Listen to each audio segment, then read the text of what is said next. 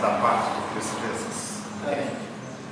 Um prazer, um privilégio novamente estar com os irmãos aqui de forma presencial e também pelas nossas redes sociais, no Facebook e no YouTube, estudando a palavra de Deus, meditando a palavra de Deus, mas especialmente louvando a Deus, adorando a Deus, porque é isso que nós fazemos quando nos debruçamos sobre a sua palavra. Nosso intelecto, a nossa mente tem que trabalhar em consonância com o nosso coração, com o nosso espírito, para que tudo aquilo que nós aprendemos nós possamos aplicar na nossa vida, senão não há nenhum valor. Nós temos a oportunidade nessa noite, mais uma vez, de aprendermos um pouco mais então sobre as coisas de Deus. Eu queria convidar você a abrir a sua Bíblia no Salmo 56.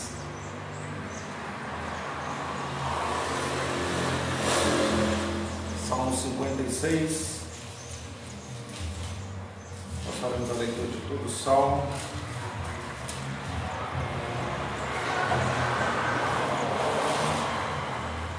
Eu farei a leitura dos versos ímpares.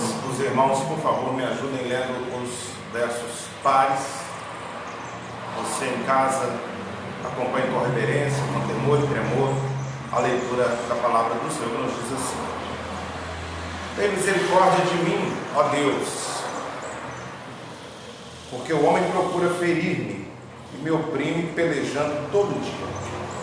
Porque me respeitam continuamente, querem ferir-me, e são muitos os que atrevidamente matam. Em me vindo temor, hei de confiar em Ti.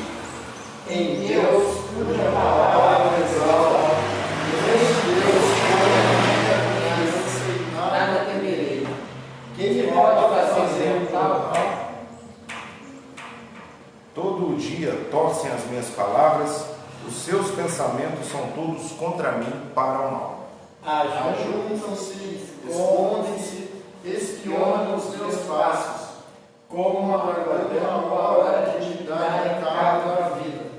Dá-lhes a retribuição segundo a sua iniquidade. Derriba os povos, ó Deus, na tua ira.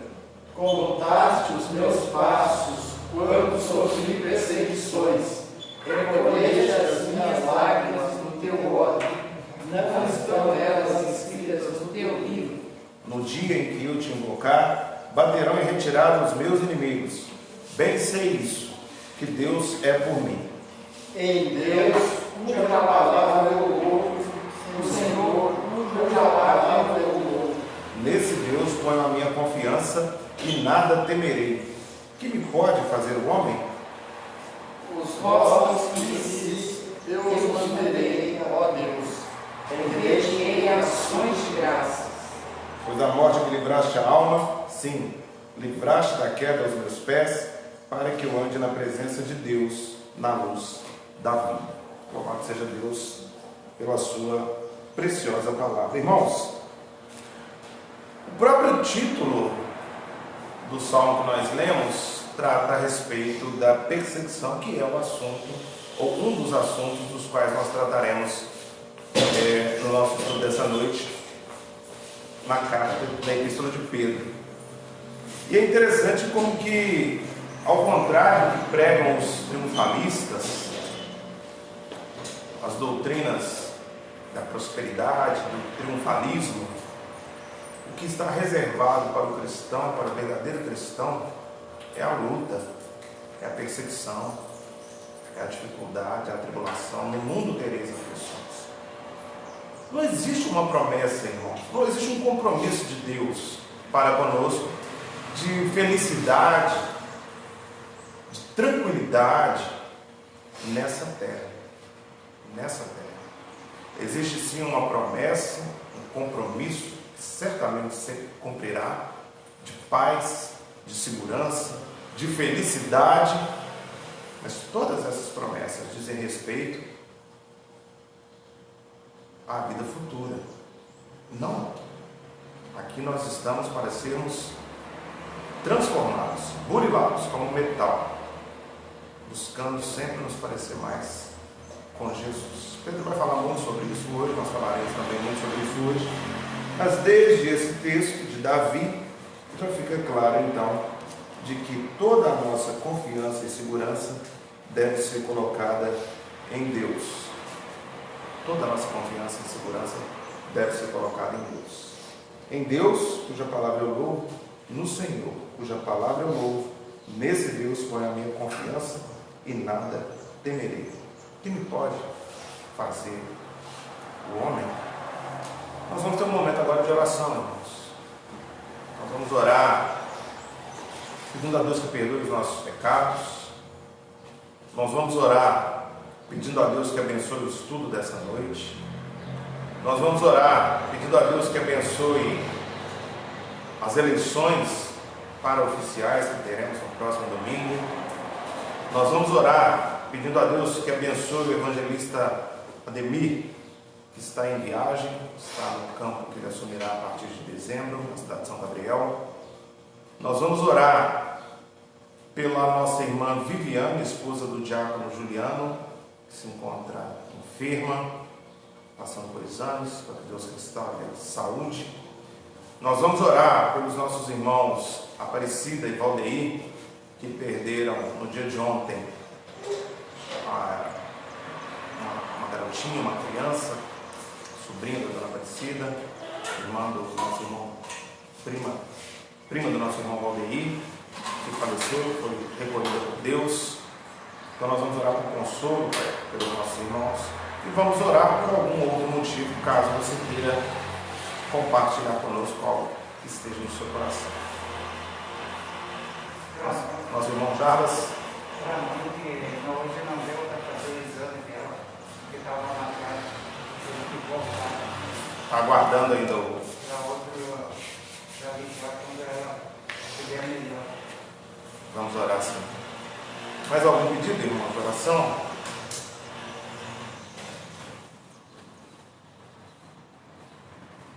Mais algum pedido de oração? Não? Se não, vamos então baixar nossa cabeça, fechar os nossos olhos e vamos colocar nossa vida diante de Deus. Oremos.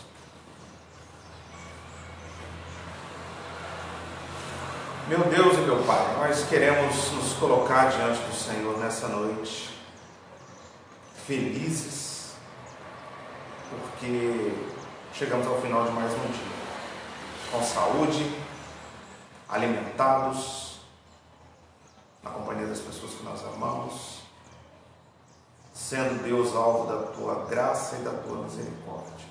Te louvamos por isso, te agradecemos, bendizemos o Teu nome, proclamamos as maravilhas que o Senhor tem operado em nosso meio.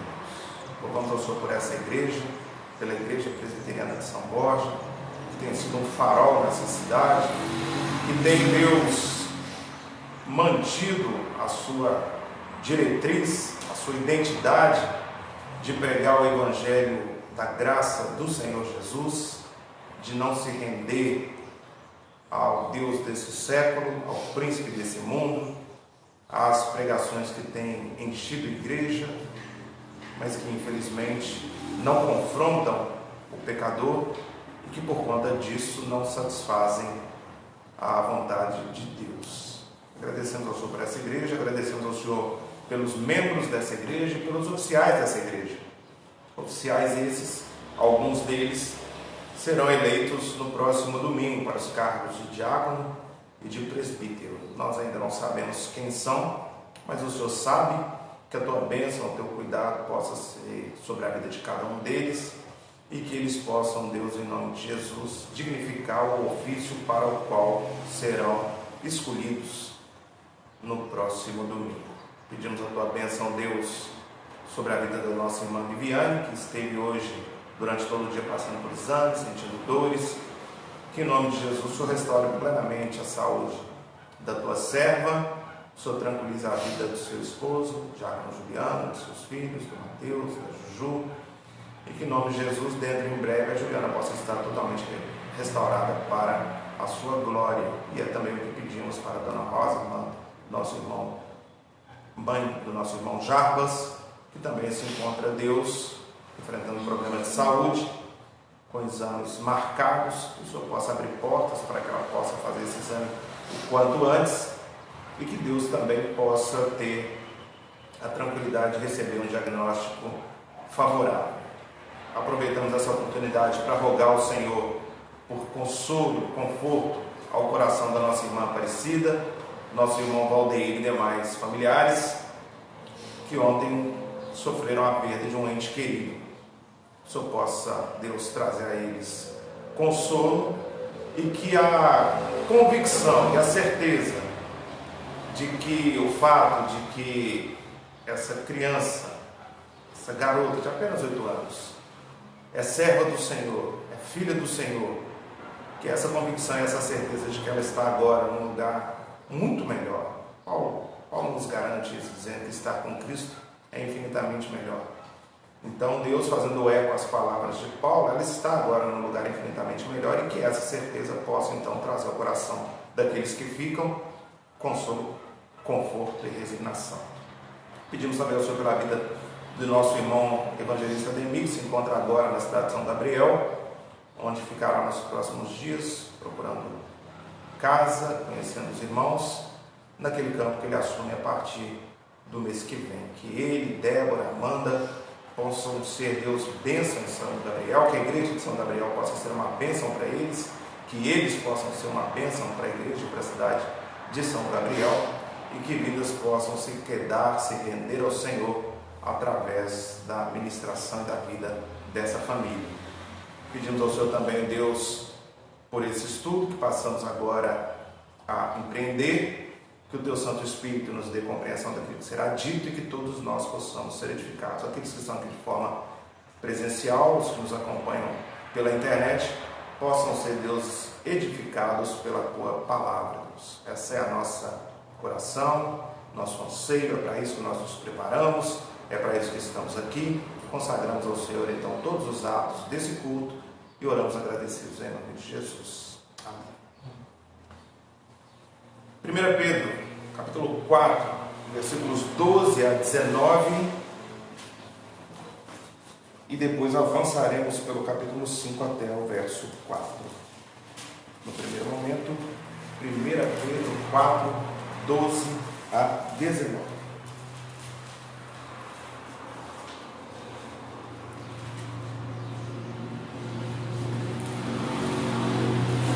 Pedro, capítulo 4, 12 a 19, a palavra de Deus vai nos dizer assim: Amados, não estranheis o fogo ardente que surge no meio de vós, destinado a provar-vos, como se alguma coisa extraordinária vos estivesse acontecendo. Pelo contrário, alegrai-vos na medida em que sois coparticipantes dos sofrimentos de Cristo, para que também na revelação de sua glória vos alegreis exultando. Se pelo nome de Cristo sois injuriados, bem-aventurados sois, porque sobre vós repousa o Espírito da glória e de Deus. Não sofra, porém, nenhum de vós como assassino, ou ladrão, ou malfeitor, ou como quem se intromete em negócios de outrem. Mas, se sofrer como cristão, não se envergonhe disso. Antes, glorifique a Deus com esse nome. Porque a ocasião de começar o juízo pela casa de Deus é chegada. Ora, se primeiro vem por nós, qual será o fim daqueles que não obedecem ao Evangelho de Deus? E se é com dificuldade que o justo é salvo, onde vai comparecer o ímpio? Sim, o pecador. Por isso, também os que sofrem segundo a vontade de Deus, encomendem a sua alma ao fiel Criador na prática do bem. Capítulo 5. Rogo, pois, aos presbíteros que há entre vós, eu, presbítero como eles, e testemunha dos sofrimentos de Cristo, e ainda coparticipante da glória que há de ser revelada, pastoreai o rebanho de Deus que há entre vós, não por constrangimento, mas espontaneamente, como Deus quer, nem por sorte da ganância, mas de boa vontade, nem como dominadores do que vos foram confiados, antes tornando-nos modelos do rebanho. Ora, logo que o Supremo Pastor se manifestar, recebereis a imarcessível coroa da glória. Louvado seja Deus pela sua palavra. Já oramos pelo estudo. Vamos então iniciar, caminhar como sempre fazemos, versículo a versículo, aprendendo aquilo que Pedro tinha para os seus leitores originais e como podemos então aplicar essas lições, essas valorosas lições nas nossas vidas. Pedro inicia, irmãos, o versículo 12, nosso irmão evangelista Ademir trabalhou na semana passada o capítulo 4, dos versículos 1 a 11, e nos ensinou, nos mostrou que Pedro estava aqui dizendo dos deveres dos crentes uns para com os outros. Ele já havia feito isso no capítulo 1, no capítulo 2, dizendo que os crentes devem amar uns aos outros, cuidar uns dos outros, porque esse é o dever de todo cristão. Essa é a mensagem da cruz. Essa é a lição que o Senhor Jesus nos deixou, o grande e principal mandamento: amai-vos uns aos outros. Então, o Ademir trouxe a semana passada esses versos e nos disse também que através desse comportamento amoroso, de cuidado de um para com os outros, o nome de Deus é glorificado. E a Ele, então, por meio de Cristo, pertence a glória e o domínio pelos séculos dos séculos. Amém. E Pedro vai iniciar, então, esse bloco, a partir do versículo 12, trazendo novamente aquilo que ele já havia dito desde o início da sua epístola, que é o fato de que nós, peregrinos nessa terra, de que nós, crentes no Senhor Jesus, passaremos sim por aflições. Então ele vai dizer no versículo 12, acompanhe aí: amados, não estranheis o fogo ardente que surge no meio de vós, destinado a provar-vos. Como se alguma coisa extraordinária estivesse acontecendo. Então Pedro vai aqui, irmãos, combater veementemente a teologia herética, satânica do triunfalismo, da prosperidade. O que Pedro está dizendo aqui no versículo 12, de forma muito clara, é que é para que os irmãos, os crentes da dispersão, daquelas 5 regiões que ele fala lá no capítulo 1, não devem estranhar a perseguição que está chegando. É como se ele, vou parafrasear Pedro aqui, é como se Pedro estivesse escrevendo assim: irmãos, não tem nada de extraordinário nisso, não tem nada de anormal em vocês passarem por tribulações, por lutas, por perseguições, não. Isso é o que está prometido para vocês, isso é o que está reservado para vocês, é isso que os aguarda. E é claro, irmãos, que quando nós pensamos em perseguição, tribulação, luta, dificuldade, existem vários graus, várias medidas desse sofrimento. Quando nós voltamos lá para o primeiro século, nós estamos falando de uma perseguição física. Os cristãos eram assassinados. Nesse momento, a perseguição ainda era uma medida verbal. Os crentes eram achincalhados, zombados, escarnecidos, mas ainda não havia chegado aquele momento mais sério, mais profundo da perseguição, que viria pouco depois, quando do incêndio de Roma, e que aí sim os crentes seriam assassinados e a perseguição se daria de forma física mesmo, seria proibido ser cristão, né? Mas aqui no versículo 12, Pedro está dizendo: olha, não estranhe o fogo ardente que surge no meio de vós, destinado a provar-vos, como se alguma coisa extraordinária estivesse acontecendo. Então, não estranhe, vocês vão passar por luta mesmo, vocês vão passar por tribulação mesmo. Isso não é algo extraordinário, é algo que vocês já aprenderam. E o exemplo que Cristo deu 30 anos atrás, caminhando por essa terra e sofrendo, passando por tudo que ele passou, é a prova cabal de que o que está reservado para mim e para você é isso também. Cristo disse isso: se me odiaram a mim, que farão com vocês que me seguem, que professam o meu nome? Então, querido, Pedro está dizendo aqui que a perseguição acontecerá sim, ela virá sim, e que não é para os irmãos estranharem, desanimarem, porque essa perseguição, essa provação, essa tribulação, ela tem um caráter didático, ela tem um caráter de nos ensinar, de nos burilar, de nos provar. Foi bom eu ter passado pela aflição para que aprendesse os teus decretos. Não é isso que a palavra nos diz? A palavra não nos diz ainda que antes de conhecer a tua palavra, versículo 67, antes de conhecer a tua palavra, eu andava errado, mas agora eu busco os teus preceitos, eu busco a sua lei. O salmista dizendo, versículo 67, Salmo 119. É esse o objetivo da perseguição. Nós não passamos por luta, irmãos, nós não passamos por tribulação, porque nós servimos a um Deus temperamental, maldoso, que fica brincando com a sua criatura, comigo e com você, como a gente fazia quando a gente era criança, de ficar brincando com a formiga, lembra? Com os insetos, mexendo com eles, jogando eles dali para cá, às vezes até pisando, quando a gente era criança, né, irmãos? Não, nosso Deus não é assim, não é esse o Deus da Bíblia. O Deus da Bíblia é um Deus santo, santo, santo, é um Deus que tem propósitos, e é um Deus que só permite o nosso sofrimento para que isso redunde em bem para nós mesmos. O que Paulo vai dizer escrevendo aos Romanos, capítulo 8? Todas as coisas cooperam. Todas as coisas cooperam. Então nós estamos crescendo em santidade, nós estamos crescendo, nós estamos a cada dia nos parecendo mais com Cristo, e esse sofrimento que nós agora passamos, quando nós chegarmos lá no final da nossa jornada, irmãos, lá no final da nossa caminhada, o Senhor Jesus está nos esperando na outra margem do rio, vai dar um tapinha nas nossas costas e dizer: entra, servo, bom e fiel, para o gozo, para o paraíso que está reservado para você desde antes da fundação do mundo. Enquanto outros que nós muitas vezes talvez vejamos por aí vivendo de forma regalada, aproveitando a vida, e que talvez você passe e olhe: nossa, mas essa pessoa é um ímpio, uma pessoa que não tem Deus no coração e vive de uma forma tão boa, tão, aos nossos olhos, a gente faz esse comentário, ainda que não devesse fazer.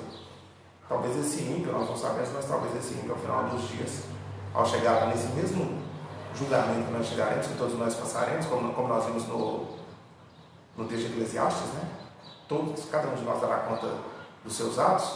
Então esse ímpio chegará lá, no mesmo lugar que nós chegaremos, na hora do julgamento, do juízo final, e ouvirá da boca do Senhor: apartai-vos de mim, não os conheço. Será lançado então num lugar onde só há sofrimento, dor e ranger de dentes. Então alegre-se, por mais estranho que isso possa parecer, alegre-se no seu sofrimento. O seu sofrimento traz glória para o nome de Deus. Versículo 13, Pedro vai dizer assim. No versículo 13, Pedro vai dizer assim: pelo contrário, alegrai-vos na medida em que sois coparticipantes do sofrimento de Cristo, para que também na revelação da sua glória vos alegreis exultando. Então é isso que eu acabei de dizer, até me adiantei um pouco. Pedro está dizendo que o sofrimento é totalmente compatível com a vida cristã, que é esperado na vida cristã. Não há nada extraordinário em sofrer aqueles que são filhos de Deus. Os ímpios sofrem, nós vamos ver isso daqui a pouco nos próximos versículos, mas os filhos de Deus também sofrem. Propósitos diferentes, mas os filhos de Deus também sofrem. E por isso nós devemos nos alegrar, porque nós somos coparticipantes do sofrimento de Jesus Cristo. Se sofremos com Cristo, seremos glorificados com Cristo. Se choramos como Cristo chorou nessa terra, nos alegraremos com Cristo na terra futura. O comentarista bíblico, Mark, escreve que os cristãos devem entender que Deus deseja separar a verdadeira fé daquela que é mera imitação e usa o instrumento do sofrimento para alcançar esse propósito. Então o sofrimento não é vão. Que nós possamos aprender, repito, não é fácil, mas que eu e você possamos aprender a nos alegrar no sofrimento. Até essa compreensão, se a gente tirar os olhos dessa terra, a gente consegue entender isso com mais facilidade. Entender que Deus disciplina a quem Ele ama. Lembre-se disso, irmãos. Deus disciplina a quem Ele ama. Então nós somos participantes dos sofrimentos de Cristo e também na revelação da sua glória nos alegraremos com ele. Alguém pode ler rapidamente, por favor, Romanos, capítulo 6, versículo 8.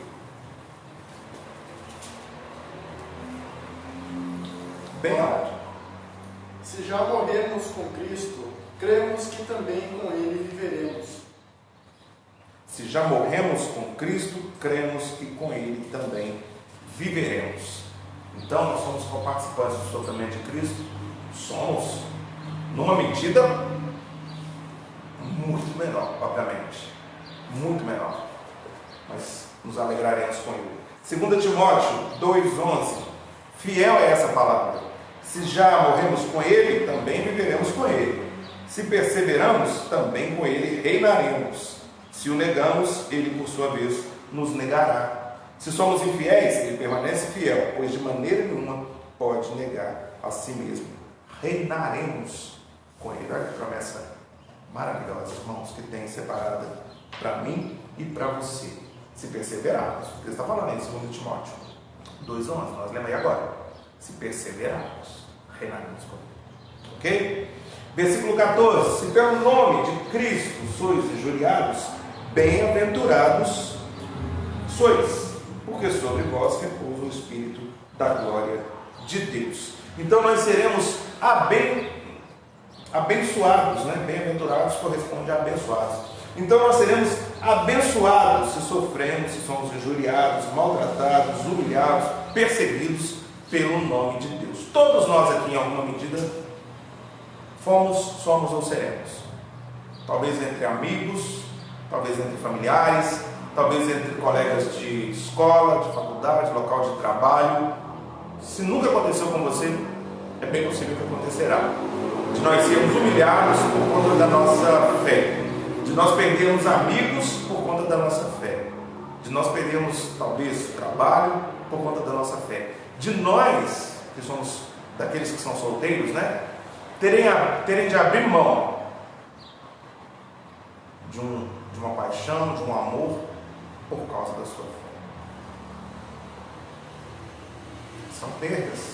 São perdas terrenas, mas que se nós perdemos aqui, nós somos abençoados na eternidade. E não só na eternidade, porque os benefícios da morte de Cristo, eles já são distribuídos a nós nessa terra.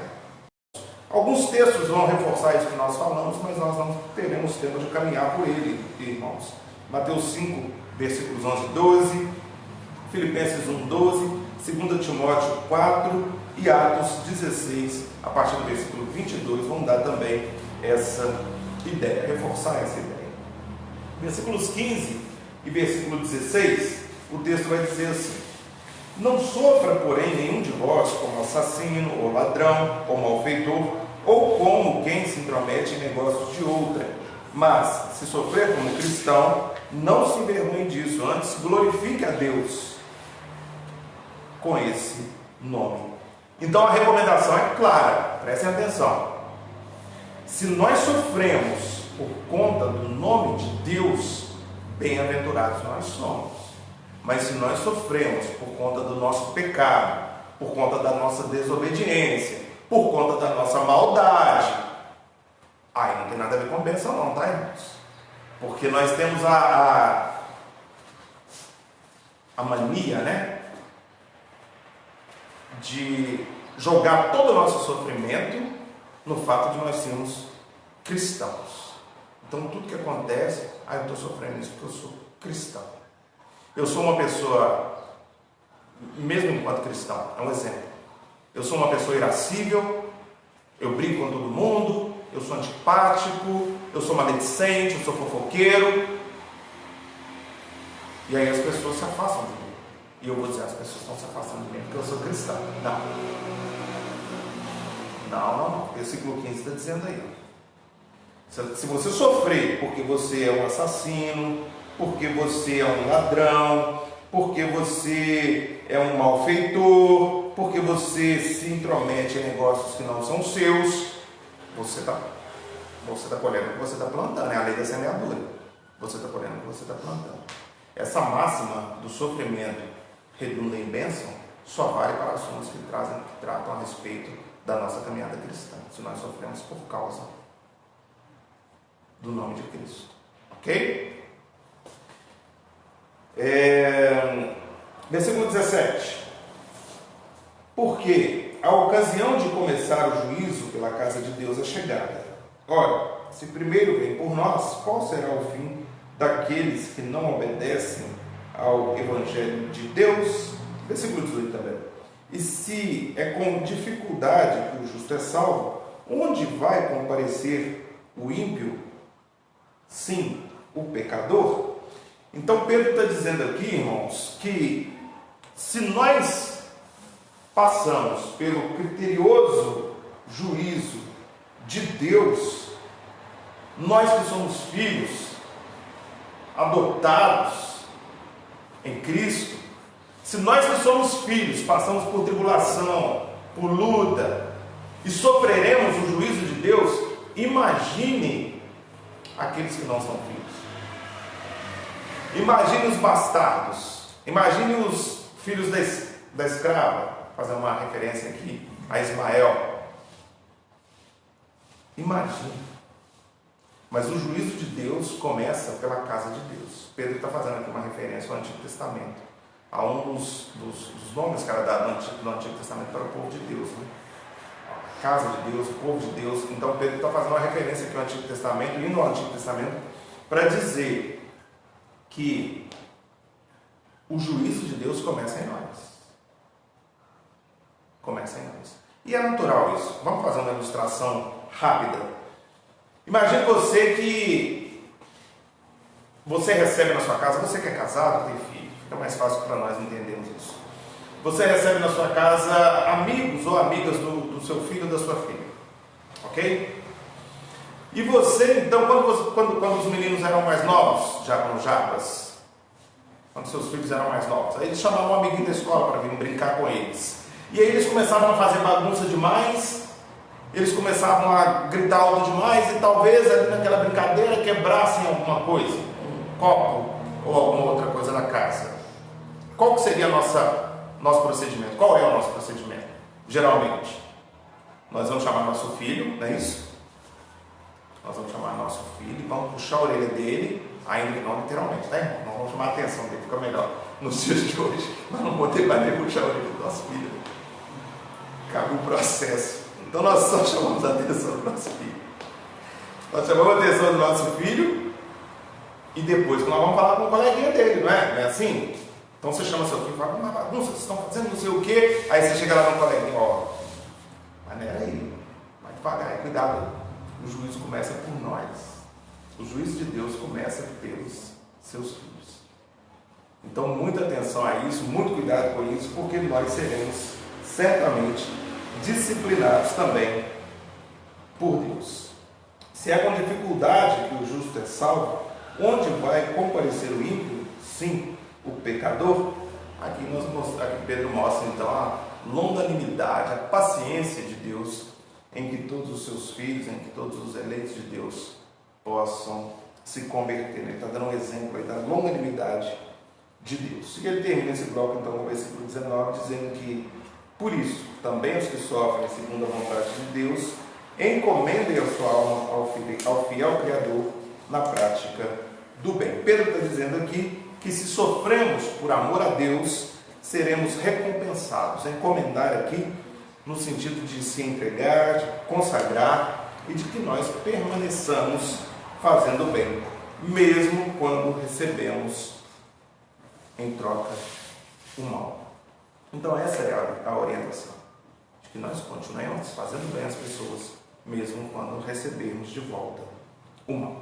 Então Pedro trata disso, é um assunto que ele já havia tratado, nós já falamos nos capítulos anteriores a respeito tanto da perseguição quanto da necessidade de amarmos uns aos outros, cuidarmos uns dos outros. E Pedro então agora vai avançar para o seu último capítulo, para o final da sua primeira epístola, e aí nós vamos caminhar então dos versículos 1 a 4. Versículo 1, capítulo 5. Rogo, pois, aos presbíteros que há entre vós, eu presbítero como eles, e testemunha dos sofrimentos de Cristo, e ainda co-participante da glória que há de ser revelada.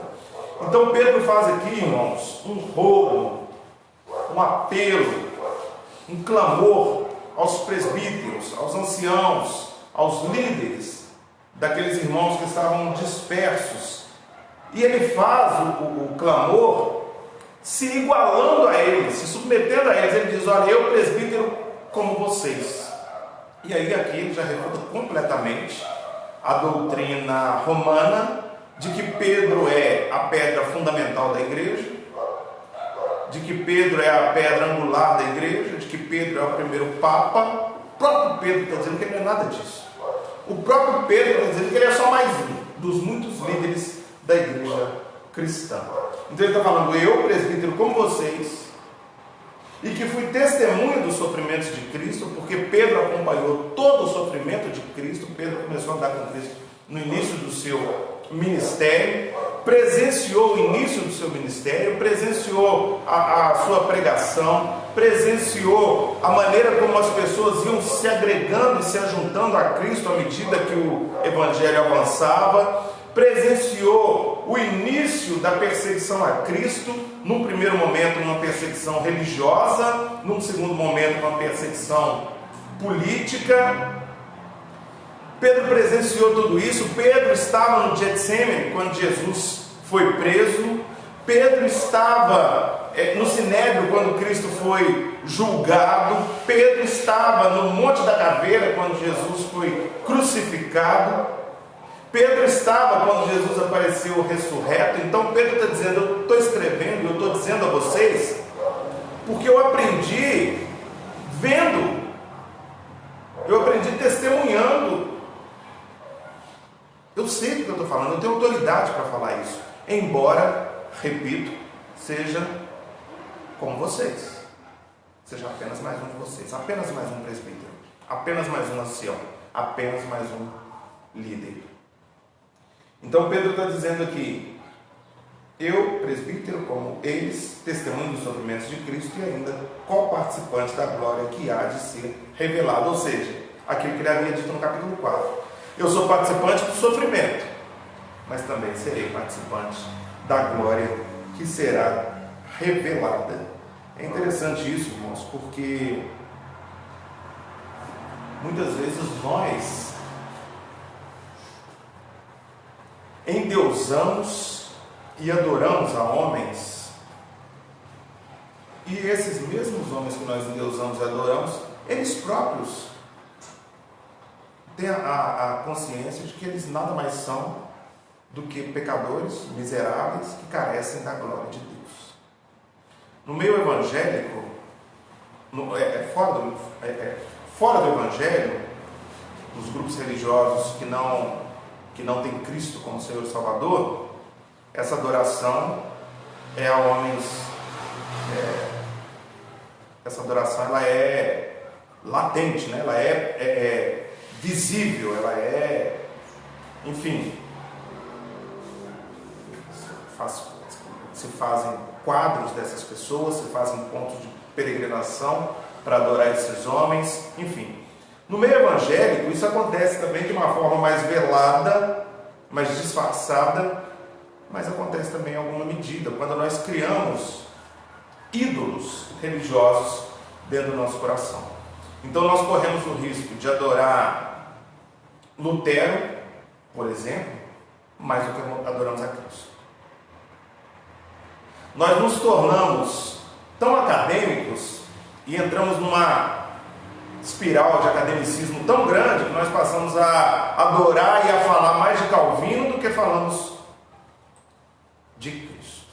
Isso também é uma forma de idolatria. Nós temos que ter muito cuidado com isso, muito cuidado, porque esses próprios homens admitem ser cegos, apenas cegos, usados por Deus. Pedro está dizendo isso aqui com todas as letras no versículo do capítulo 5. Eu sou um presbítero como vocês, não há nada que me difere de vocês. Fui salvo porque Deus achou graça nele, foi salvo porque creu em Jesus, morreu, está guardando agora do julgamento do grande dia. Simples assim. Ok, irmãos? E qual é o rogo? Qual é o clamor que Pedro está fazendo aos presbíteros e aos líderes lá da igreja, das regiões da Galácia, do Ponto, da Bitínia, Capadócia e Ásia? Qual que é o clamor de Pedro? É para que eles, versículo 2, pastoreiem o rebanho de Deus que há entre eles, não por constrangimento, mas espontaneamente, como Deus quer, nem por sorte da ganância, mas de boa vontade. Então, nessa parte final da carta de Pedro, da primeira epístola de Pedro, que Pedro vai pedir aos seus leitores, aos líderes, aos seus destinatários, é para que eles cuidem do rebanho de Deus. Cuidem do rebanho de Deus. Irmãos, a Igreja Presbiteriana de São Borja procederá no próximo domingo à eleição de presbíteros e de diáconos. Existe, talvez não aqui na nossa igreja, mas existe um senso comum de que o presbítero regente é o presbítero docente é o pastor, docens, tudo que ele ensina. Existe uma compreensão errônea, equivocada, de que o presbítero é alguém que está hierarquicamente acima do diácono. Então nós vemos em algumas igrejas um irmão que é diácono, que é um excelente diácono, porque ele foi chamado para ser diácono, vocacionado por Deus para ser diácono. Não somos nós que escolhemos esses dons e talentos, é Deus quem dá. Então nós temos um irmão que é um excelente diácono, vocacionado para diácono, mas por conta desse senso equivocado, quando acontece uma eleição para presbítero, a igreja quer homenagear esse diácono. E então indica para presbítero. É como se ele fosse ser promovido. Ele é diácono e vai ser promovido a presbítero. Essa é uma visão antibíblica, equivocada, e perdoe a palavra que eu vou usar, mas é porque eu não estou conseguindo achar outra. Talvez a palavra que eu vou usar vai ser muito pesada. Ignorante. Porque são ofícios completamente diferentes. Completamente diferentes. O ofício de diácono tem a mesma importância do ofício de presbítero, mas existem particularidades, características pessoais diferentes para que se faça um bom trabalho nessa e naquela função, nesse e naquele ofício. Então a mensagem que Pedro, muito oportuna, veio na hora certa essa mensagem. A mensagem de Pedro é para que nós saibamos escolher os nossos representantes. Porque os nossos representantes, ele está dizendo aqui especificamente a presbíteros, precisam ser pessoas que vão pastorear o rebanho. Precisam ser pessoas que vão ensinar o rebanho, que vão alimentar o rebanho. É para isso que o presbítero é chamado. Então, quando você for colocar o seu voto na urna no domingo, você que está aqui presente, os irmãos da nossa igreja que estão nos acompanhando, e os irmãos das igrejas presbiterianas que assistirem em algum momento esse culto, porque nós temos algumas eleições acontecendo em várias igrejas por esse país, lembrem-se disso. Não votem no seu pai, não votem no seu filho, não votem no seu marido. Votem em quem foi chamado por Deus para ocupar aquele ofício. E é a vida desse irmão que vai dizer se ele foi chamado por Deus ou não. Olha o que vai dizer o versículo 3. Finalizando o pensamento do versículo 2. E aí eu vou emendar os dois para ficar mais claro, tá? Pastoreio não por constrangimento, mas espontaneamente, como Deus quer, nem por sorte da ganância, mas por boa vontade.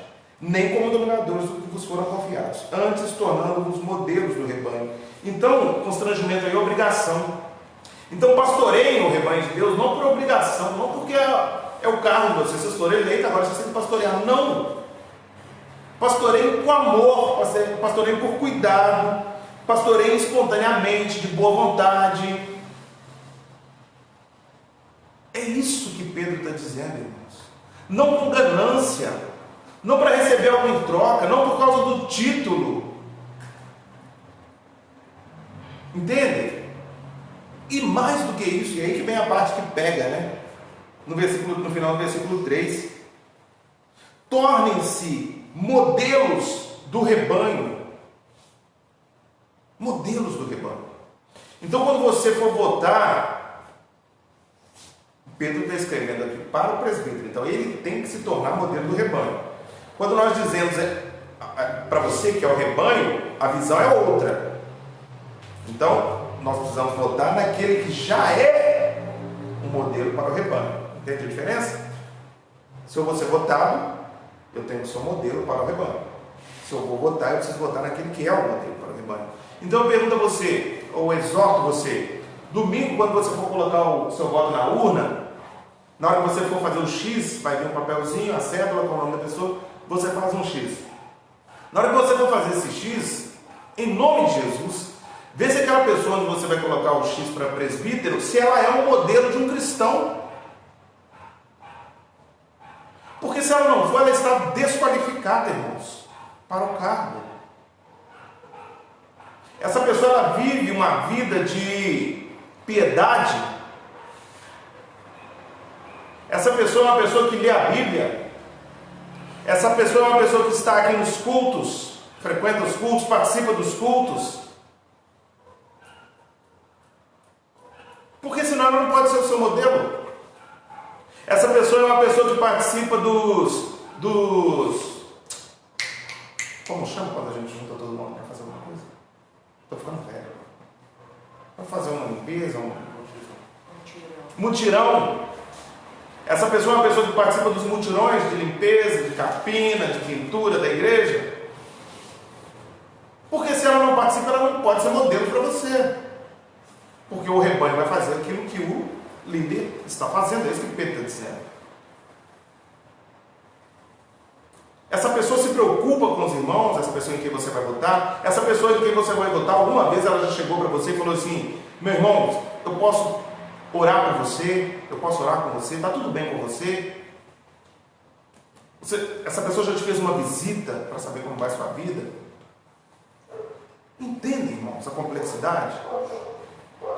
Entendem que não é só fazer um X numa cédula e colocar dentro da urna, que é muito mais sério do que isso? É muito mais sério que isso. Nós vamos estar desobedecendo a Deus se nós votarmos sem observar os princípios que Ele mesmo estabeleceu. Wiersbe, que é um comentarista bíblico, diz que nós não podemos conduzir as pessoas por caminhos pelos quais não passamos. Guarda essa frase. Nós não podemos conduzir as pessoas por caminhos pelos quais não passamos. Então é impossível um presbítero, que é um pastor, né? O presbítero é um pastor regente. É impossível um pastor guiar um rebanho por um caminho que ele não conhece. Então, para que ele exorte, ensine as suas ovelhas a se alimentarem, a se alimentarem do pão da vida, do alimento que é a palavra de Deus, ele precisa primeiro conhecer a palavra de Deus. Para ele chegar aqui na frente e falar para a igreja: irmãos, estou sentindo a falta de vocês no culto. Vocês não estão vindo, o que está acontecendo? Ele precisa estar aqui todo mundo para que ele possa dizer isso. E é isso que Pedro está dizendo. O autor de Hebreus se refere aos presbíteros como guias. Olha a responsabilidade, irmãos. Guias é o que os presbíteros são, modelos do rebanho. E ele vai finalizar então esse bloco, versículo 4, dizendo que logo que o Supremo Pastor se manifestar, esses presbíteros receberão a imarcessível coroa da glória. Então, quando o Supremo Pastor, o perfeito pastor, o pastor sem erros, o pastor infalível, se manifestar, aqueles que o obedeceram, aqueles que fizeram o que procuraram fazer, o trabalho que ele delegou a eles, esses então receberão a imarcessível coroa da glória. Fazer uma referência aqui, aquelas coroas de flores, de louros, que os atletas recebiam, mas sinalizante, edificando para a coroa de glória imarcessível, aquela que não estraga, não enferruja, que nós receberemos, ou que nós depositaremos aos pés de Cristo, quando do último dia. E aí eu vou ler mais uma citação do Bispo, que escreve que a ascensão e a queda de todas as coisas na igreja devem-se à liderança. A ascensão e a queda de todas as coisas na igreja se devem à liderança. Os líderes precisam ser cristãos, cada um tendo um relacionamento pessoal com Cristo, uma preocupação com o povo de Deus e um desejo real de agradar a Jesus Cristo. O presbítero em quem você vai votar domingo se enquadra nesse perfil? Cristão, que mantém um relacionamento pessoal com Cristo, que tem uma preocupação real com o povo de Deus e que tem um desejo real de agradar a Jesus. Ele tem esse perfil? Se ele não tiver, troca seu voto. Amém?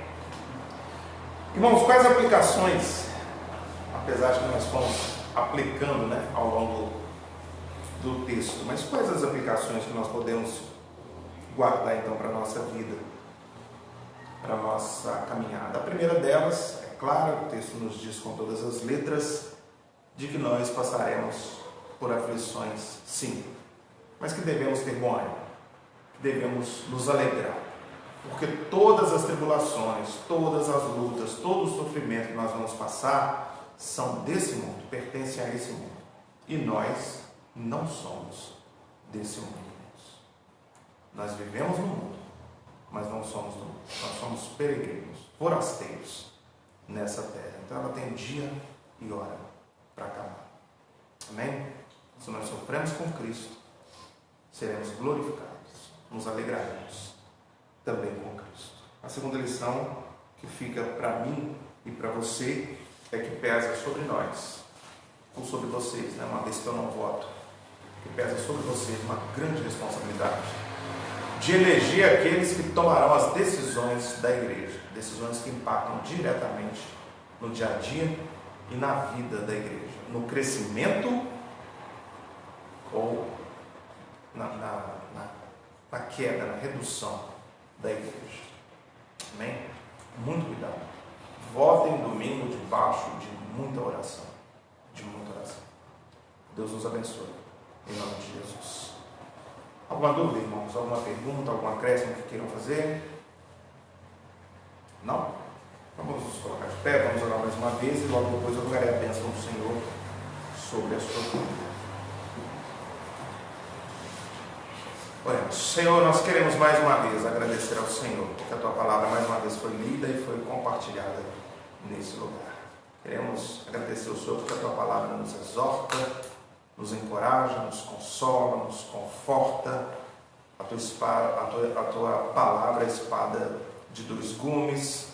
A Tua palavra, Deus, ela tem o poder de fazer com que homens e mulheres fracos, frágeis, pecadores como nós, nécios e tolos como nós, conheçam, Deus, a Tua vontade, conheçam em alguma proporção a Tua mente. A Tua palavra diz que nós temos a mente de Cristo.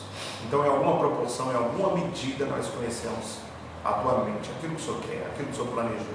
E nós somos gratos por isso, porque o Senhor não deu esse conhecimento aos sábios, aos grandes, mas o Senhor reservou esse conhecimento a nós, aos pequeninos, aos que nada são, para envergonhar aqueles que são. Muito obrigado, Senhor, por essa distinção, por esse amor, por esse cuidado para conosco. Queremos pedir ao Senhor ainda que no nome de Jesus Abençoe a vida de cada um que se dispôs a estar conosco aqui nessa noite de forma presencial. E abençoe a vida de todos aqueles que estão nos acompanhando pelas nossas redes sociais. Abençoe também, Deus, aqueles que não puderam ou não quiseram estar aqui nessa noite. Que a tua bênção, que a tua misericórdia, que a tua graça, que é melhor que a vida, os visite nessa noite e para todo sempre até que Cristo volte. Muito obrigado, Senhor.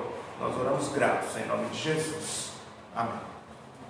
Agora, mais irmãos, povo de Deus, que a graça do nosso Senhor e Salvador Jesus Cristo, que o amor de Deus, o nosso Pai, e que as doces e ternas consolações do Espírito Santo sobre vós repousem, sobre vós permaneçam, capacitando-nos a aguardar com alegria, com esperança, sabendo que sofreremos sim, mas que o sofrimento tem dia e hora para acabar, porque Ele voltará para buscar a sua igreja. Ele, o grande Rei dos exércitos, o Senhor dos exércitos, o Rei da glória, o Filho do Deus vivo, Jesus Cristo, o Filho de Deus. Maranata, vem, Senhor Jesus. Amém, amém e amém. Sentai-vos, irmãos. Gostaria de lembrar os irmãos, então, que no próximo domingo teremos a nossa assembleia pela manhã, o nosso almoço de despedida, e à noite teremos o nosso culto. Então, nós estamos trabalhando, ou iremos trabalhar o capítulo 12 de Eclesiastes. Você que nos acompanha pelas nossas redes sociais, muito obrigado pela sua companhia. Esperamos revê-los no domingo a partir das 19 horas. Deus abençoe em Cristo. Um grande abraço a todos, uma boa noite a todos, em nome de Jesus.